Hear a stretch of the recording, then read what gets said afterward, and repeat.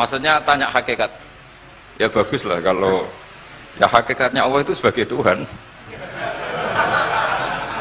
Terus cara mengenal Allah itu paling gampang, sehingga Imam Sibawayh bilang Allah itu a'raful ma'arif. Saya ngaji di mana-mana itu kampanye saya begini. Karena saya pernah diparani orang yang sejenis jenengan. Cuma lebih apa ya? Lebih fasik lah kira-kira gitu. Karena nggak santri sama sekali. Yang datang ke saya itu nggak santri sama sekali. Dia datang begini, Pak Mbak, saya mau Islam serius asal Anda bisa menjelaskan Tuhan itu siapa. Jadi nggak ada sopan-sopannya dia tanya. Terus saya jawab gini.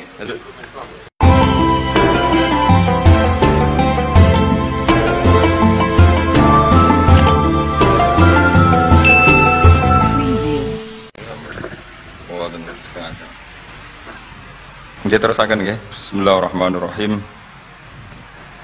Qala Muhammad bin Husain. I'lam rahimana wa huwa iyyaka anan nabiyya sallallahu alaihi wasallam qad a'lamaka iku merohno sapa mirsakno sapa nabi kang sira fi hadal hadis ing dalam ikhlas hadis. Anna Jibril saat temene malaikat Jibril alaihi salam innama sa'alan nabiyya sallallahu alaihi wasallam bi hadrati ashabi ana ing ngarepe sahabate para nabi. Innama arada mesti ngersakno sapa Jibril ayu alimahum ing yen to ngeruhna sapa Jibril ing para ashab amrodinihim ing urusan agamane para sahabat. Fayam bagi mongko saejo al muslimin apa ya alamu yang to ngerti sapa al muslimin hu ing amrodinihim. Terus pikirannya Syekh Al-Ajuri bahwa Jibril menanyakan Islam dengan niat mengertikan Islam kepada para sahabatnya Rasulullah sallallahu alaihi wasallam. Artinya Jibril itu mboten takok carane sugih ngoten.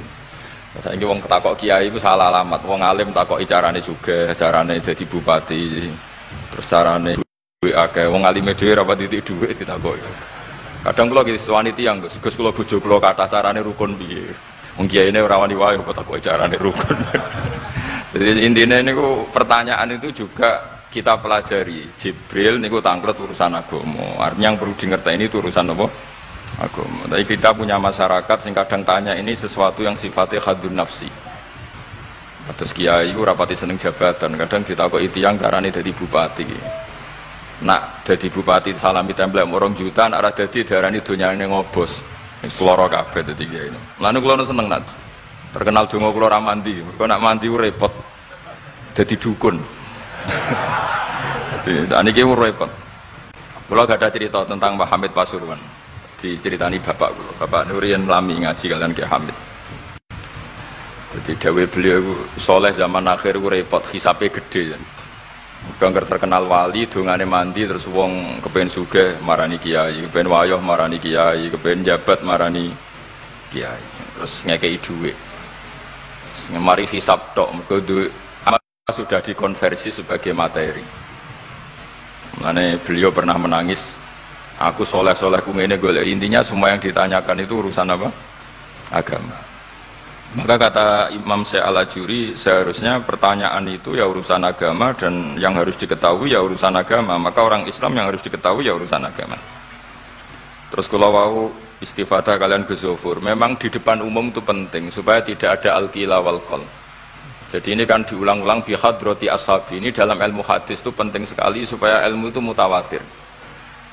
Karena kalau sampai untuk ijazah ke orang tertentu, mau aku tok sih dijazah, itu biasanya malah dibodoni. Kayak bakul, sampai tok sing tak kayak diskon. Nah, gerbang ya doang. Malah nak kidilkon ijazah di depan umum berarti kondang. Ada khusus bahaya. Ini mesti klenik nih. Ini bukan kanca sak kelas kalian Gus Munib. Jadi orang itu, makanya saya ngaji itu pede di depan umum. Karena kalau salah ya dibenarkan Gus Zofur, kalau benar juga ganjarannya akeh. Tapi nak ngaji mbek wong loro dhewean iku terus kok cocokan. Nak salah aja kodo-kodo ya kan. Jadi memang ilmu itu suka yang mutawatir saya karena validitasnya jelas. Makanya dulu itu dikaji hadis kok enggak mutawatir itu enggak mutu. Paling firud batil ulya tentu yang apa? Mutawatir. Dikatakan bihadrati ashabi atau ketika Nabi khutbah. Apalagi pidato Nabi di hajatil apa? Wada. Sehingga hadis ahadi itu banyak yang masalah. Karena satu ada subjektivitas rawi, kalaupun soha itu ada subjektivitas rawi. Seperti yang diceritakan Gus Sobur tadi, Abu Dzar itu orangnya soleh, tapi punya subjektivitas kesolehan yang sangat individualistik, sehingga beliau. Jadi, tapi kalau umum kan standarnya jelas, apa? Standarnya apa? Jelas. Ya saya teruskan. Jadi bihadroti ashabi itu menurut saya kata kunci karena pentingnya mutawatir. Terus menyangkut pertanyaan tadi yang Gus Zofur hilang, nggak semua pertanyaan harus dijawab. Sebetulnya saya juga ngeritik, nggak semua yang diunek-unek takokno. Kadang wong takok nasib. Kita misalnya saya itu sering punya utang 1 juta, gak iso nyaur. Kadang wong takok, kalau diutang 1 miliar caranya nyaur piye? Wong kene diutang 1 juta ora carane nyaur kok ditakoki sing utang napa? 1 miliar. Kulo ning di santri, bojone niku 3 wong sugih. Kowe kurang kesuwan kula takok carane ngrukono bojone. Ya kene bingung piye carane. Bojo sitok kowe kudu purek malah. Ditakoki bojo napa? Nah ternyata santri itu terinspirasi oleh cerita-cerita. Syaratnya wali itu kudu di bojo cerewet. Nak sitok cerewet wali apa meneh nak telu, dia cara berpikir begitu. Nah, itu yang bojo pertama itu ngancam nak masih sah dengan istri kedua ketiga mau bunuh diri. Terus dene nate nyuwun sewu melafatkan tolak. Terus takok teng kula. Niku termasuk mukroh napa mboten Gus? Karena saya melafatkan itu dipaksa diancam bojo pertama mau napa? Lah iku nang fikih kan hanya ada syaratul ikrah itu mukrih harus mampu mewujudkan mahaddadahu. Kena arah megat tak patah. Ini ndak kasusnya unik. Umumnya bab ikrah di fikih kan nak ora ketak patah ini ndak. Ini kasusnya beda. Nak rabuk turuti aku mati. Itu kan bingung. Ya saya seduarian Gus Zofur jawab wallahu a'lam. Nunggu Jibril ya sudah akan datang. Artinya gini ya. Problem kita kekinian itu setiap masyarakat punya iskal atau punya grundel itu ditanyakan kiai. Padahal seharusnya tidak sesuatu yang harus apa ditanyakan. Misalnya gawane di bojo akeh ya mesti sumpek ngurmat wong wedok sitok sumpek kemene telu. Terus gawane wong duwe utang akeh ya sumpek. Hal-hal seperti itu kan lazim. Sebenarnya nggak perlu ditanyakan, wis biasa wae standar. Tapi kita ini sering menuntut orang lain menjadi solusi ya bagi orang itu. Makanya saya kalau ngajar di Jogja itu sering cerita begitu. Problem orang kota itu adalah kalau punya beban itu dibebankan ke negara atau ke kiai atau ke ustadz. Padahal beban ini sebagai hukuman karena kesalahannya apa? Sendiri. Saya masih ingat betul ketika kasus Aid. Mbah Mun itu orang yang sangat syafiq li ummati, sangat syafiq lah, sangat syafaqah pada umatnya. Ketika ada seorang dokter peneliti obat Aid, itu sangat tertantang, dia sangat obsesi bisa menyembuhkan Aid. Aid yang karena free sex ya, bukan karena ketularan. Saya ulang lagi, yang karena seks bebas bukan karena ketularan. Itu tidak biasanya yai duko. Baru pertama itu saya melihat yai itu agak duko. Terus beliau tidak jawab, tapi setelah dokter itu pulang ngendikan begini. Pangeran itu kadang ngersano kabeh iku ana sangsine, cara bahasa modern ana sangsine. Ya tujuane pangeran iku wong ben tobat ben balik nang Allah. Jadi ana wong uripe ngawur diutang, ya sangsine wong urip ngawur diutang ben uripe apik. Intinya Mbah Mun tuh mau ngendikan kesalahan itu pantese ya ana sangsine ben wong tobat.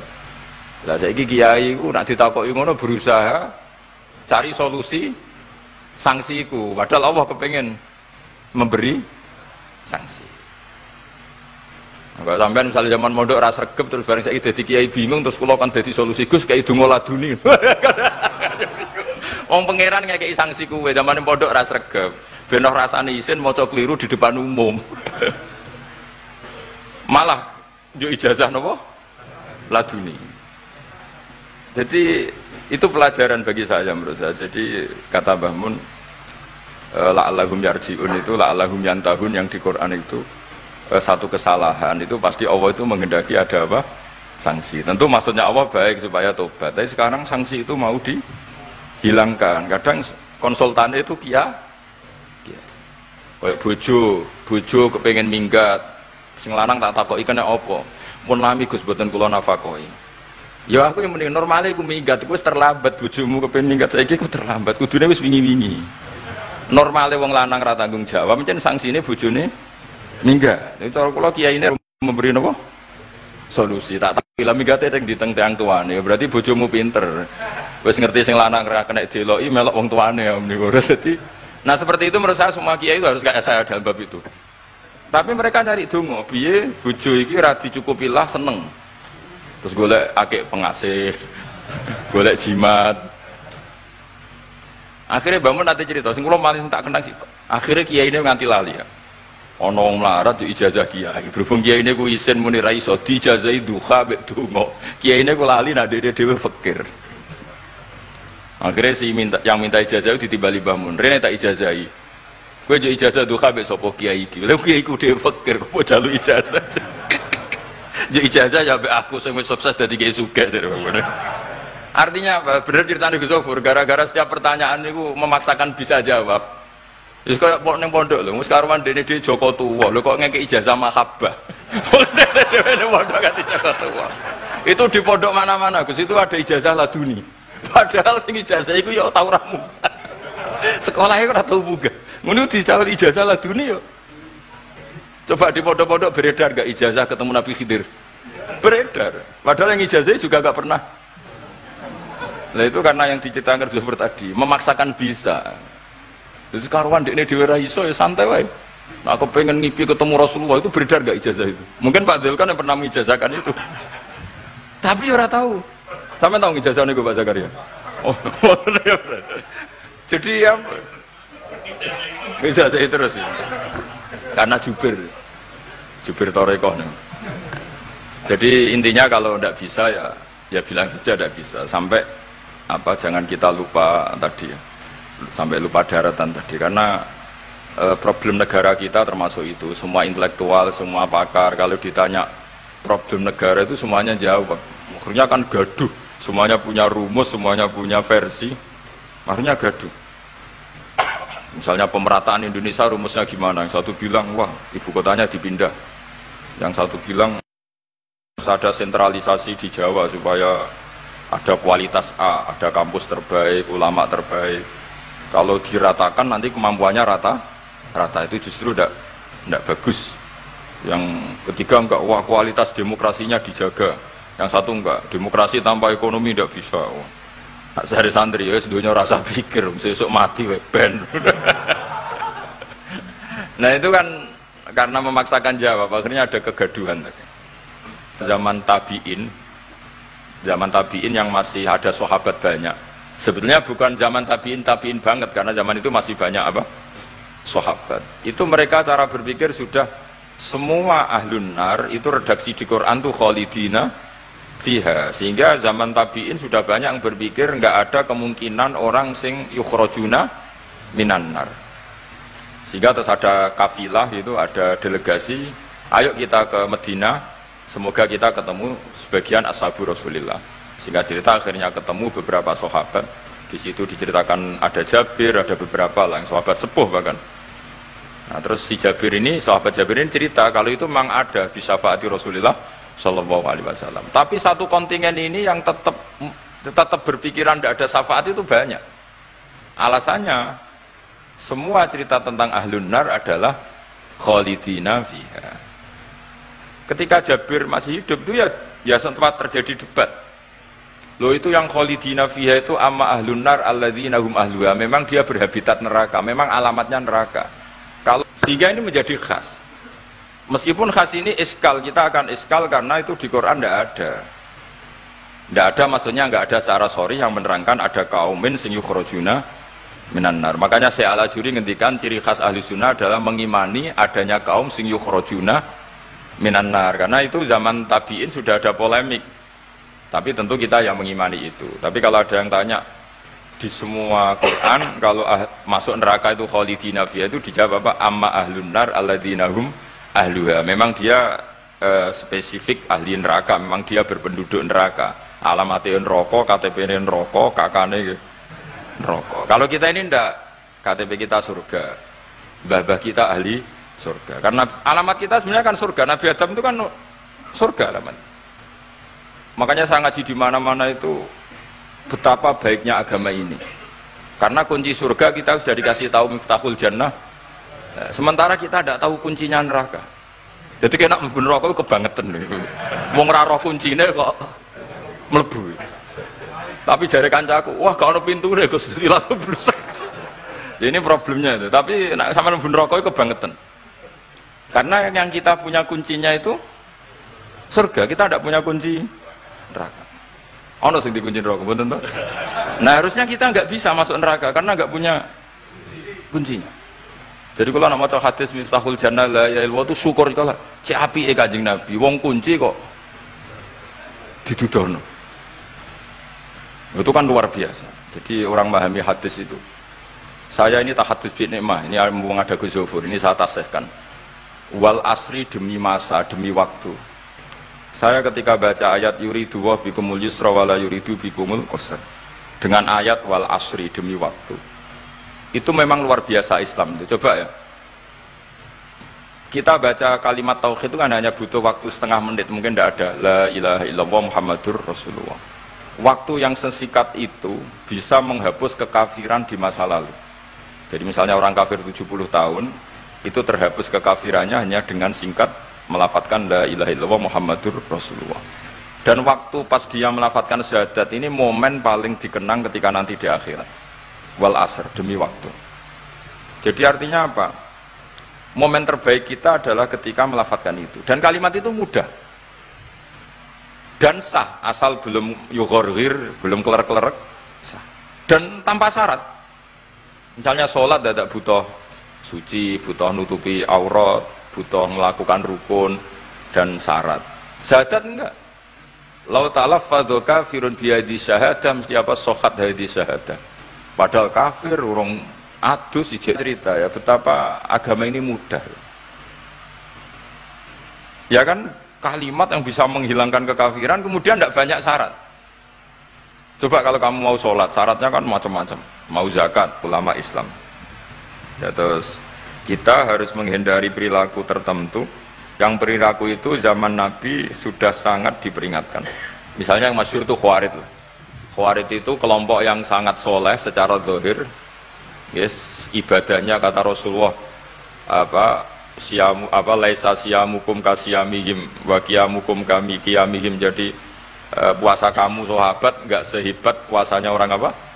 Khawarij. Ibadah kamu enggak sebanding ibadahnya Khawarij, tapi mereka sangat biadab. Ya murukuna minaddin murukosahmi minar ramiyah yaqra'unal Qur'an la yujawizu hana jiro. Dan diantara kesolehan yang berlebihan ini kata Nabi apa? Yuqatiluna ahlal Islam wala yuqatiluna ahlal authan. Kalau dijak musuhi sesama Islam semangat, tapi dijak musuhi yang jelas salah ndak semangat. Ini kelompok sing hadarona humun nabiyyu, kelompok yang kita diperingatkan Nabi untuk sangat apa menghindari. Karena logikanya jelas ya. Orang yang kafir saja inginnya Nabi menjadi muslim dengan diajarkan syahadat. Tapi ini orang yang sudah muslim, seleranya Khawarij dikeluarkan dari Islam. Tahlilan kafir, kuburan kafir, nyekelake kafir. Apa saja menjadi kafir. Ini pertanyaannya kan, inginnya seorang Nabi itu kan tentu dari kafir menjadi muslim. Ini yang sudah Islam menjadi kafir. Maka cerita-cerita di beberapa ulama, ini kenangan saya ngaji di sini. Ini sekaligus cerita penutup. Ada orang ekstremis ketemu Islam alim. Terus ketika melihat ahlul ma'asi itu maksiat, ahlul ma'asi ketika maksiat, sedang maksiat, sebaiknya orang-orang Islam seperti itu mau saya bunuh, mau saya bom. Ini yang cerita orang-orang alim ke saya. Terus kata si orang alim tadi, lau annahum matu, kalau mereka benar-benar mati khinal maksiyah itu aina masiruhum, lalu mereka kemana? Si yang keras tadi bilang ilanar karena mereka mati apa khinal maksiyah. Terus jawabnya yang alim tadi, dzalika muradan nabi, apa umat Islam mati kemudian min ahlin nar itu yang dikehendaki Nabi? Untungnya yang si ekstremis tadi agak alim. Ya enggak, Nabi inginnya umatnya itu ya mati tidak masuk neraka. Ya sudah, jangan bunuh sekarang, kasih kesempatan apa? Tobat. Untungnya si yang ekstrim ini termasuk min ahli ilm, dia nerima konsep itu, nerima. Itu jadi pelajaran dialog kealiman.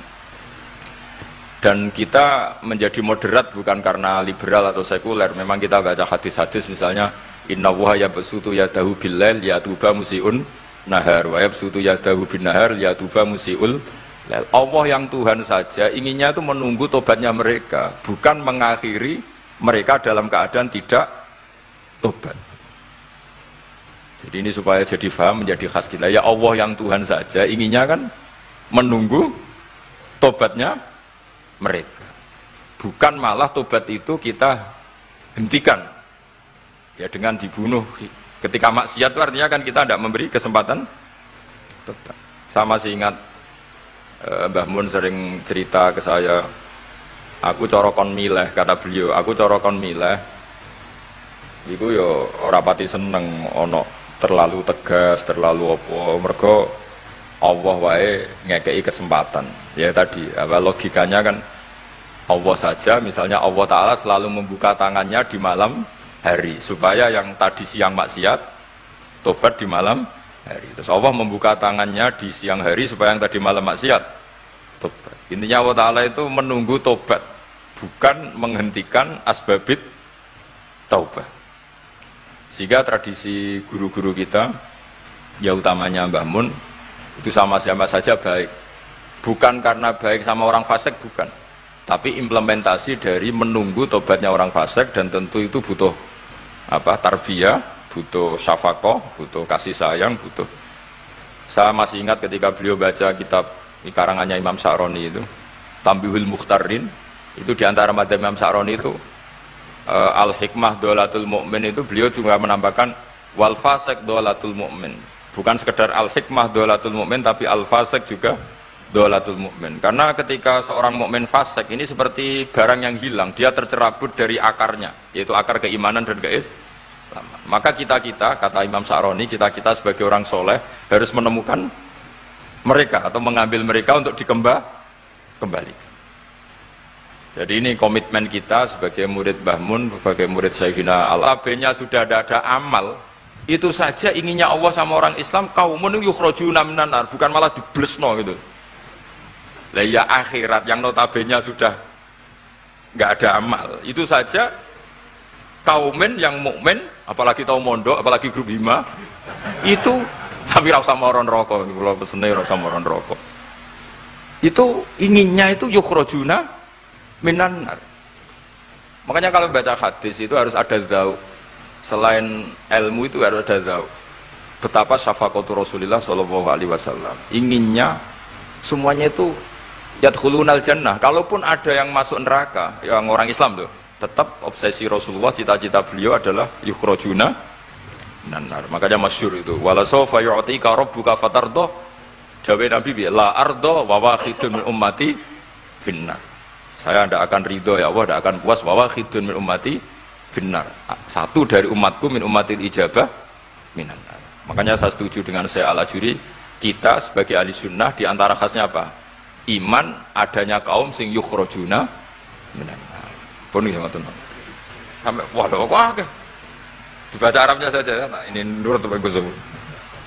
Mimman khadzarona tadi siapa? An-Nabi. Anaman saat temene wong abada kang nyembah sapa man Allah azza wa jalla fa ya'lamu mongko ngerti sapa man annahu azza wa jalla mutaliun kundat sing ningali ala amalihi ing atase ngamale wong ya'lamu pirsa sapa taala sirruhu ing rahasiane wong wa alaniyatahu lan alaniya wong sing ngamal sing jelas wa ya'lamu lan pirsa sapa taala mak ing perkara tufi kang nyamarno sira min amalika saking amal sira wa malan perkara tubihi kang ngetokno sira ing amal wa malan perkara turidu kang ngarepno sira bi ilmika kan sira. Kowe ngarepno bi ilmika misale Allahu turidu am ghaira. Dadi maksudnya Allahu Allah ana ta kowe ngamal iku ngersakno Allah turidu am ghairahu. Dadi maksudnya Allah tahu amal kamu atau ilmu kamu. Apakah amal kamu ilmu kamu untuk Allah? Allah turidu am ghairahu. Apakah kowe melakukan amal itu karena Allah apa enggak?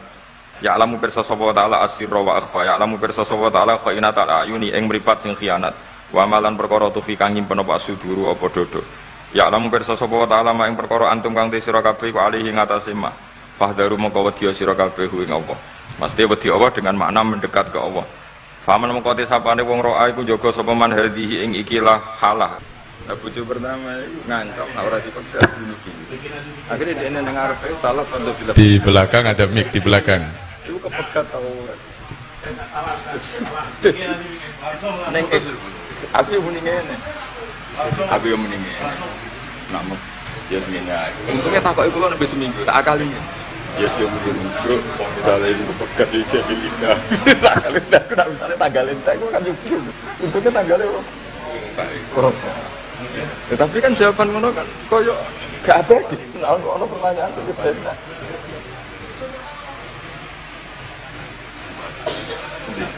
untuk buka dulu. Sing ketemu-temutan betul? Kosok dulu. Napa? Mati. Mati. Ketemu-temutan. Iki. Bismillahirrahmanirrahim. Assalamualaikum warahmatullahi wabarakatuh. Bagi para hakim ya HKI itu kompilasi hukum Islam. Ya sementara yang dipakai ya KHI itu yang dipakai oleh pedoman untuk memutuskan yang diajukan ke napa jenenge di mahkamah-mahkamah yang berurusan dengan terutama pernikahan. Apakah karena kan khilafnya fikih kan akeh. Khilaf napa jenenge fikih niku kathah. Nah, kula nggih mboten ngertos niku KHI niku. Yang saya tahu ya pokoknya KHI itu nggih niku. Napa jenenge sudah pilihan-pilihan di antara ulama dijadikan pedoman bagi para hakim. Karena itulah ya kadang-kadang nyun sewu hakim-hakim itu yang dipelajari ya KHI. Ora pati ngerti fikih yang bulat yang banyak asal bisa KHI ya insya Allah bisa jadi hakim, bisa jadi penghulu. Oh ya pedomannya ya KHI. Tapi tentu KHI itu tidak bisa menjawab dengan napa jeneng KHI. Saya kira ya kalau masalah-masalah itu tadi yang saya pahami karena tadi kurang begitu mendengar pertanyaan-pertanyaan itu. Jadi tetap bagaimanapun butuh jawaban, butuh pengetahuan tentang fikih sunnahnya, fikih Al-Quran juga butuh. Kemudian aqwalu al-ulama itu juga dibutuhkan. Dan tentu untuk kasus-kasus di Indonesia, terutama untuk memutuskan banyak hal kasus di Indonesia, sangat membutuhkan KHI, karena itu yang secara resmi kayaknya dipakai di Indonesia, kompilasi hukum Islam. Ya. Walaupun tentu tidak semua ulama Indonesia menyetujui KHI, ya, karena ya KHI itu sudah pilihan-pilihan dari berbagai madhab dan di Indonesia masih butuh madhabnya itu bisa macam-macam ya, kadang-kadang nek ora dikai Syafi'i ora gelem dan lain sebagainya itu ya problem dalam kasus per kasus. Saya kira itu. Oke, terima kasih ya. Terima kasih. Barangkali masih ada penanya yang kedua, kami persilakan. Terakhir. Ya betul bagus. Assalamualaikum warahmatullahi wabarakatuh. Badhe tanglet kalih Gus Baha. Terose kan jenderale ilmu niku tauhid. Pertanyaan kula, hakikate Gusti Allah niku sinten? Hakikate Adam niku sinten? Hakikate Muhammad niku sinten? Terima kasih. Wassalamualaikum warahmatullahi wabarakatuh. Malah keren. Santri ngiren Gus. Iya, bagus lah.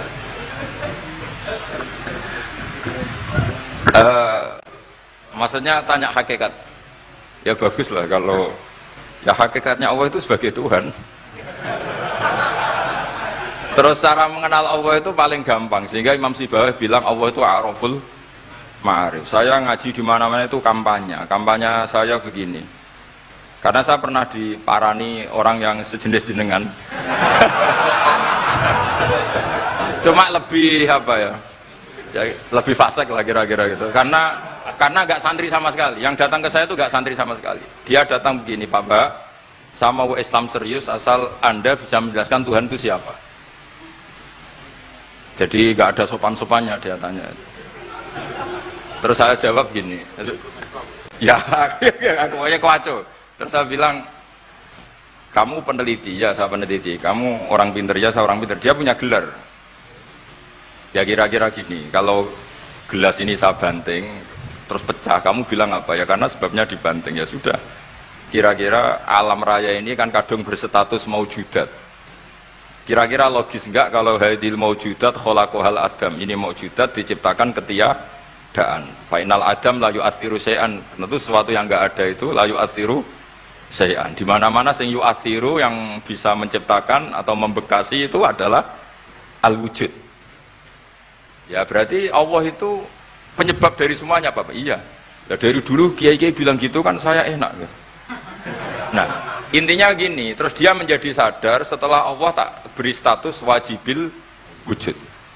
Makanya saya tambah tua, itu tambah kagum sama ulama dulu. Kenapa kita mulai kecil dikenalkan wujud kidam bakok, kira-kira gitu. Hadhil maujudat, alam yang sudah kadung wujud ini, kan mau tidak mau harus disebabkan oleh yang wujud. Masa wujud disebabkan nihilisme atau ketiadaan? Ya kira-kira gitu. Kalau sama tanya hakikat Allah yang mudah dikenali apa? Beri status wajibil wujud. Yang wajibil wujud ini oleh kita adalah disebut Allah. Lah yang menerangkan itu siapa? Ya Nabi Muhammad. Lah Nabi Muhammad turunannya siapa? Ya secara dhahir turunnya Nabi Adam. Kan ya sudah gitu kira-kira. Sudah, sampean yang senang saja hidup, enggak usah mikir itu. Ya sudah kita aja.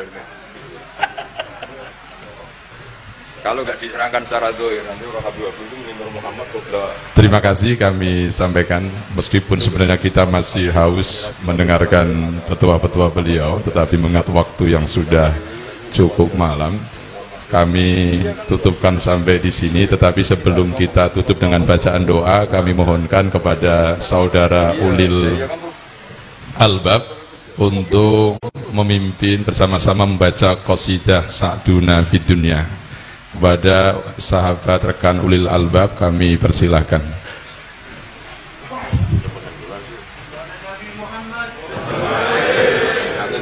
Muhammad.